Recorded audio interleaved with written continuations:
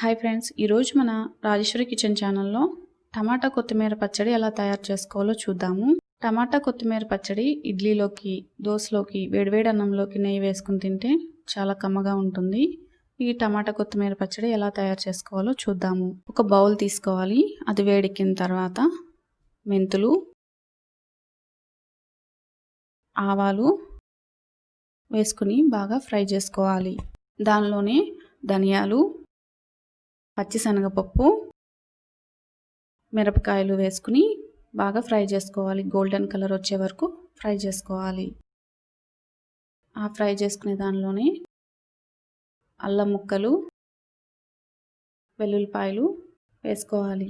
అల్లం ముక్కలు పచ్చివాసన పోయే వరకు ఫ్రై చేసుకోవాలి. అల్లం వేసుకోవడం వల్ల కీళ్ళ నొప్పులు తగ్గుతాయి. గర్భిణీ స్త్రీలలో తల తిరగడము, వికారము ఎక్కువగా ఉంటాయి.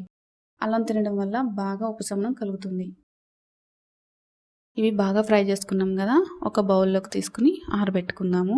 అదే ప్యాన్లోకి ఆయిల్ యాడ్ చేసుకుందాము. నేను ముందుగానే ఈ టమాటాలను నీటిలో పసుపు, ఉప్పు వేసి టమాటాలను 5 నిమిషాలు ఉడికించాను.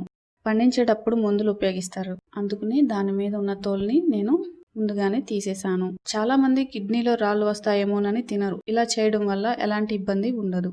పచ్చిమిర్చి, కొత్తిమీర, కల్లుప్పు వేసుకుని బాగా కలుపుకోవాలి. ఇవి బాగా మగ్గే వరకు మూత పెట్టుకోవాలి.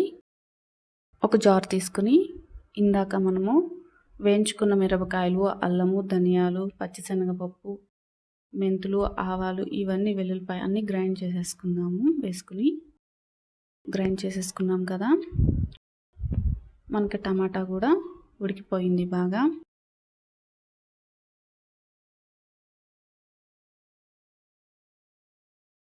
ముందుగా మనం గ్రైండ్ చేసుకున్న దానిలోకి ఈ టమాటాలు కూడా వేసుకుని కొత్తిమీర, పచ్చిమిర్చి అన్నీ యాడ్ చేసేసుకుని ఇది కూడా మనం గ్రైండ్ చేసేసుకుందాము.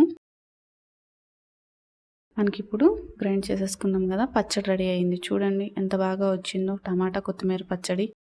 ఈ పచ్చడి ఇడ్లీలోకి, దోసలోకి, వేడివేడి అన్నంలోకి ఈ పచ్చడి వేసుకుని తింటే చాలా కమ్మగా ఉంటుంది. మీకు ఈ వీడియో నచ్చినట్టయితే లైక్ చేయండి, షేర్ చేయండి, కామెంట్ చేయండి.